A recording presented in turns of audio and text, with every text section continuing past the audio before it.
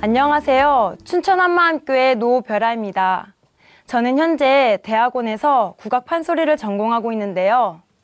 세상의 무대에서 사람들의 관심과 기대 속에 살았던 제가 아버지의 죽음으로 절망 가운데서 부활하신 예수님을 만나고 영원한 하늘나라 꽃길에 대한 소망을 부어주신 놀라운 하나님의 은혜를 나누려고 합니다. 저는 어려서부터 예술적으로 끼가 많았던 아이였어요. 6살 때부터 제가 처음 잡은 것은 연필이 아니라 바이올린이었습니다.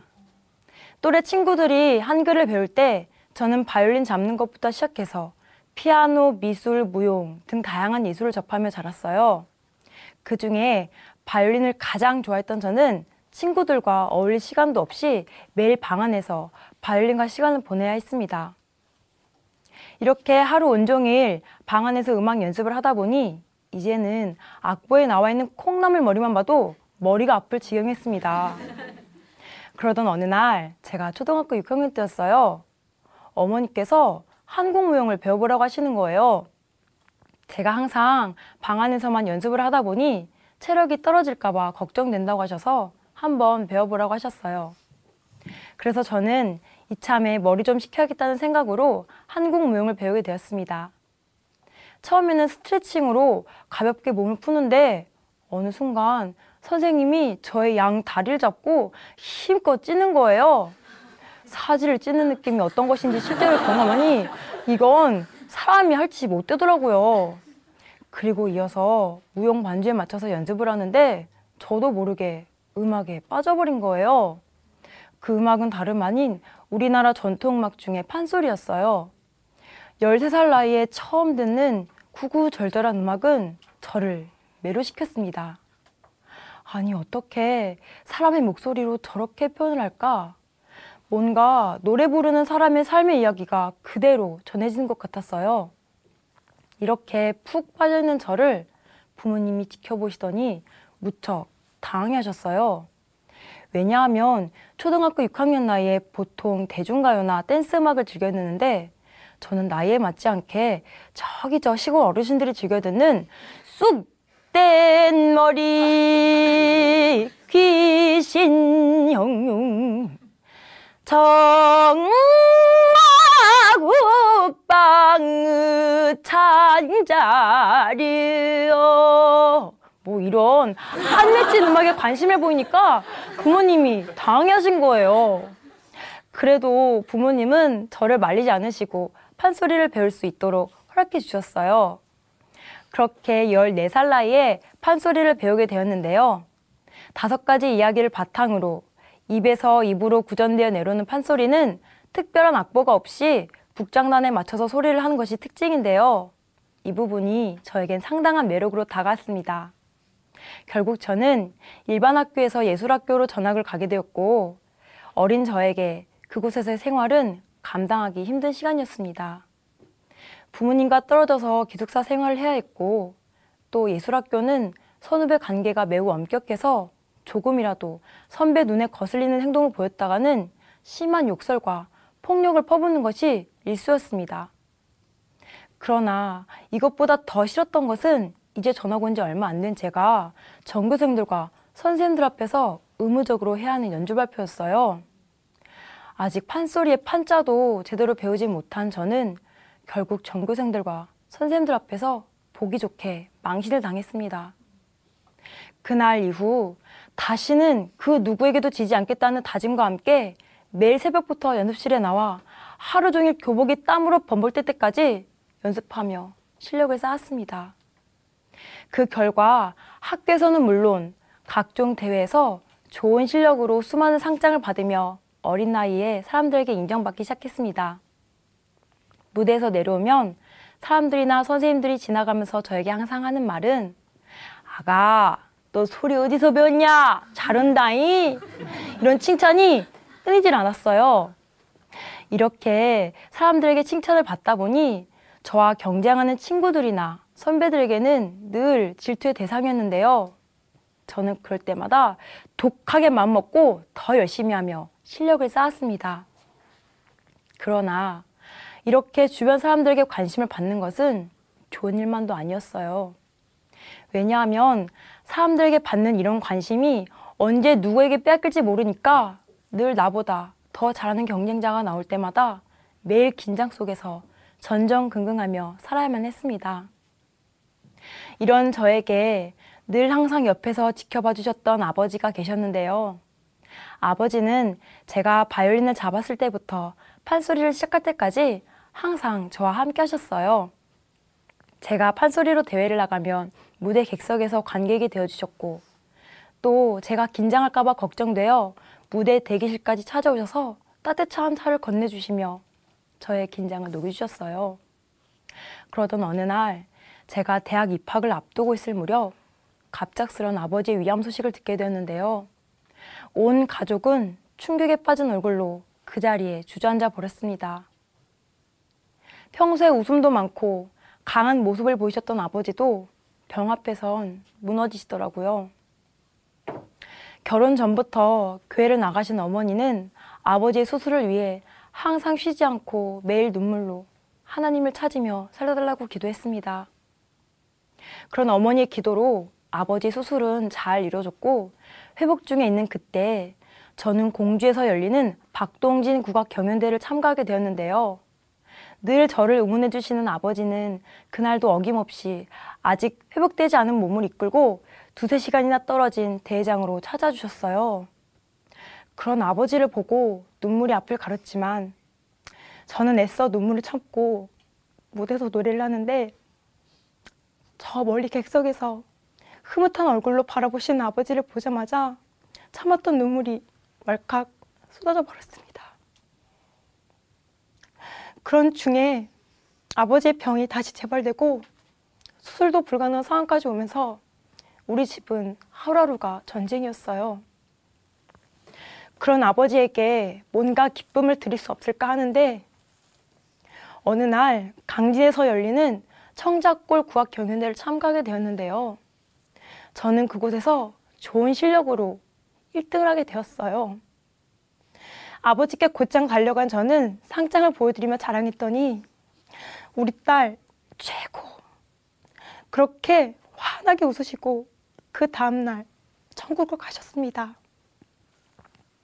그날 이후 우리 가족은 아버지의 죽음으로 인해 어머니는 매일 눈물로 밤을 지새우셨고 저와 동생들은 아버지가 없다는 이유로 주변 사람들로부터 무시를 당했습니다.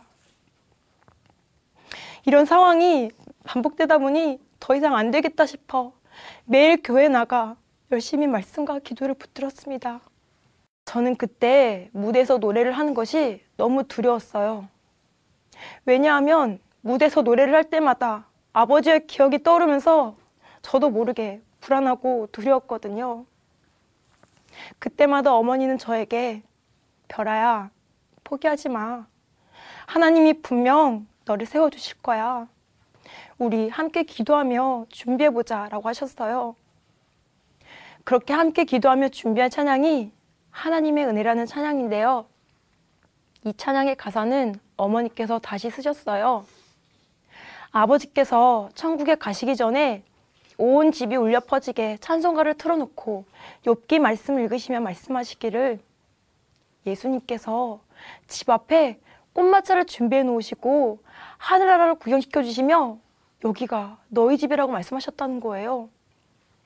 그렇게 15일 동안 날마다 동일하게 나타나셔서 보여주셨다고 하셨어요. 아버지는 하늘나라 가는 길은 정말 아름다운 꽃길이고 이 세상 그 무엇과도 비교할 수 없는 곳이라고 하셨어요. 그런 아버지의 말씀을 떠올리며 교회에서 찬양을 하는데 그 순간 두려워하지 말라. 내가 너와 함께함이라. 놀라지 말라. 나는 내 하나님이라. 이 말씀이 생각나면서 찬양하는 내내 눈물이 나왔습니다. 하지만 단 하루도 조용할 날이 없는 우리 가정의 불미스러운 일 때문에 어느 순간 찬양을 해도 기쁘지가 않았어요. 그 일은 바로 우리 남동생 때문이었는데요. 남동생은 골프 선수예요. 아버지가 돌아가시고 나서 경제적으로 뒷받침을 못 해주다 보니 동생은 운동에 대한 자신감을 잃고 점점 세상의 술과 담배 그리고 게임 중독까지 빠지게 되면서 우리 가정에는 크고 작은 싸움이 끊이질 않았습니다. 매일 어머니와 말싸움은 기본이고 심지어 어머니에게 폭력까지 휘두르는데 경찰을 몇 번이나 불러도 싸움은 멈추질 않았어요.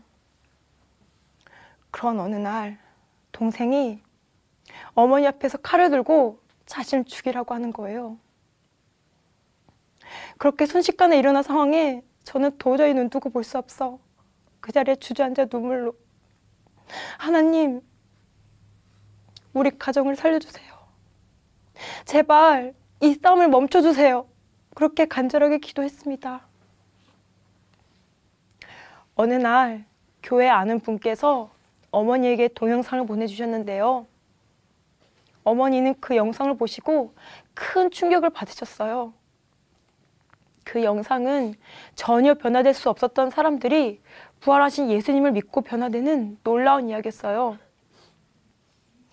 3일 밤낮으로 밥도 안 드시고 그 영상을 보셨던 어머니는 남동생도 그곳에 가면 변화될 수 있을 거라는 간절한 마음에 남동생을 위해 환경을 바꿔준다고 하시며 아무 연고도 없는 춘천으로 가게 되었어요. 그리고 영상에서 보았던 춘천 한마음교회에 가게 되었어요. 교회에 처음 갔던 날은 그때가 토요일 찬양 예배였는데요. 저는 그렇게 뜨거운 찬양과 기도는 처음이었습니다. 온 성도들이 하나가 되어서 주여 하고 외치는데 순간 누가 쫓아온 줄 알았어요. 그리고 이어서 목사님의 기도와 말씀이 이어지는데 야, 뭔가 대단한 말씀을 하시나 보다 해서 들었더니 기대와는 달리 그 말씀은 모두가 다 아는 예수님의 부활 말씀이었어요. 그런데 이상하게도 이 부활이 저에게는 너무나 새롭게 들리는 거예요. 목사님께서는 예수님의 부활이 하나님이 살아계시다는 확실한 증거라고 말씀하셨어요.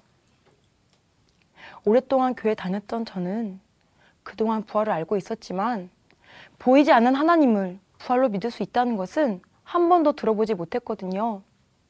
처음 듣는 얘기라 좀 당황스럽고 의심이 되었어요.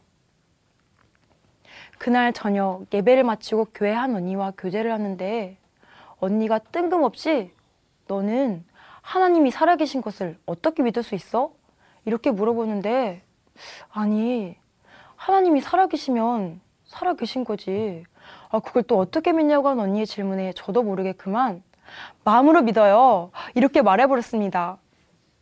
그리고 이어서 또다시 이상한 질문을 하는데 예수님이 십자가에서 죽으실 때 좌우편에 강도와 같이 죽었다. 그럼 누가 하나님이냐? 저는 생각할 필요 없이 가운데라고 했더니 이번에는 그럼 만약 그 십자가 세 개를 섞는다면 누가 하나님이냐? 저는 이 질문에 대답을 할 수 없었습니다. 그러자 언니가 부활하신 분, 이분이 하나님이야. 그렇게 어렵고 복잡하게 생각되었던 이 질문의 대답은 아주 쉽고 간단했습니다. 부활하신 분, 이분이 바로 하나님이시더라고요. 저는 이 질문을 통해 예수님이 누구신지 알게 되었습니다.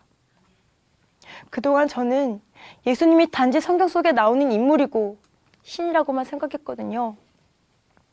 그런데 모든 사람이 죽는 것처럼 예수님도 사람의 몸으로 역사 속에서 살다가 죽으시고 다시 살아나셨더라고요. 저는 예수님의 부활이 역사에 기록된 실제 사건이라는 것을 통해 이 땅에 어떤 분이 왔다 가셨는지 알게 되었습니다.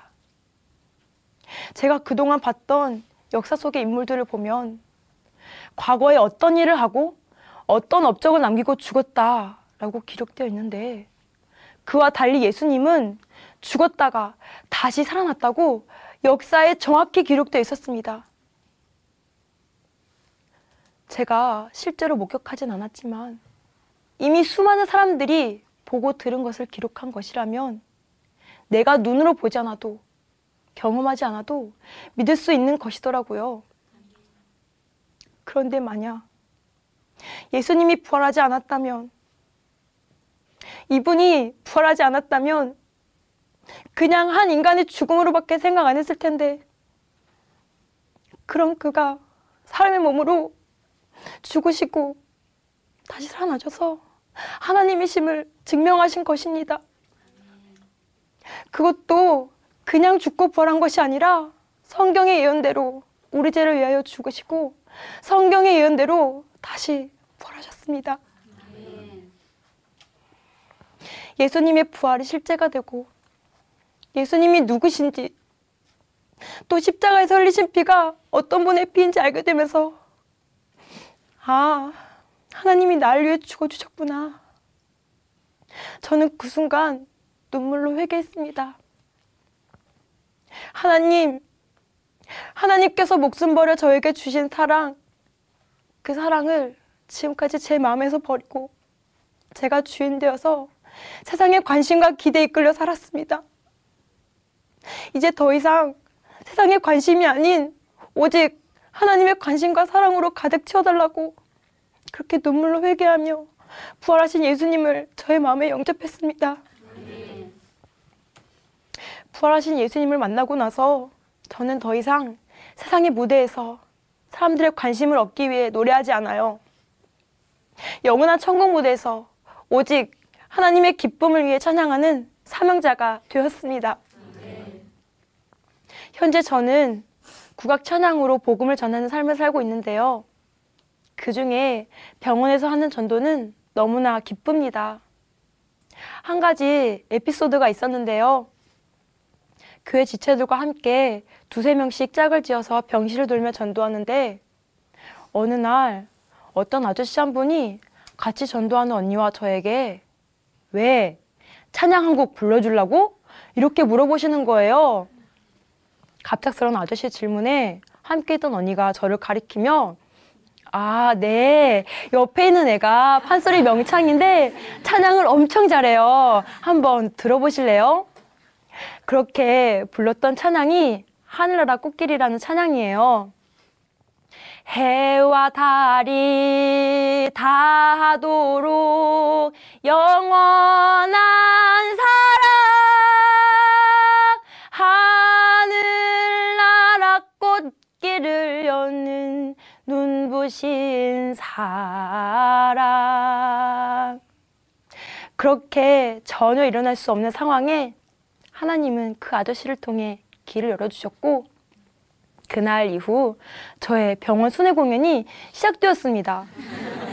병실 여기저기서 찬양이 울려 퍼지는데 신기하게도 그 누구도 제가 찬양하는 것에 대해 말리지 않으시고 심지어 그렇게 듣기 싫어하던 복음도 너무나 잘 들어주시는 거예요. 죽음이 끝이라고 생각하는 그들에게 찬양을 들려주고 예수님의 부활을 전할 때마다 너무나 기쁘고 행복합니다. 제가 하고 있는 국악 판소리가 전통음악이다 보니 좀 생소하고 찬양하고는 거리가 멀다라고만 생각했는데요. 그런 음악을 하나님께서 너무나 아름다운 국악 찬양으로 많은 영혼들에게 기쁨을 주고 복음을 전하는 일에 저를 사용해 주셨습니다. 주 예수께 받은 사명, 곧 하나님의 은혜의 복음을 증거하는데 나의 생명을 조금도 귀하게 여기지 않겠다는 사도 바울의 고백이 저의 고백이며 또 아버지께서 나를 보내신 것 같이 나도 너희를 보낸다는 예수님의 말씀처럼 이제 저는 하나님께서 주신 국악 찬양으로 많은 영혼들에게 기쁨을 주고 복음을 전하는 사명자가 되었습니다. 아멘. 지금은 남동생도 게임 중독에서 벗어나 가족과 함께 예수님의 부활을 전하며 기쁘게 살고 있습니다. 아버지께서 천국에 가시기 전에 15일 동안 외쳤던 그 하늘나라 꽃길. 전 예수님의 부활을 통해 하늘나라 꽃길에 대한 소망이 부어졌습니다.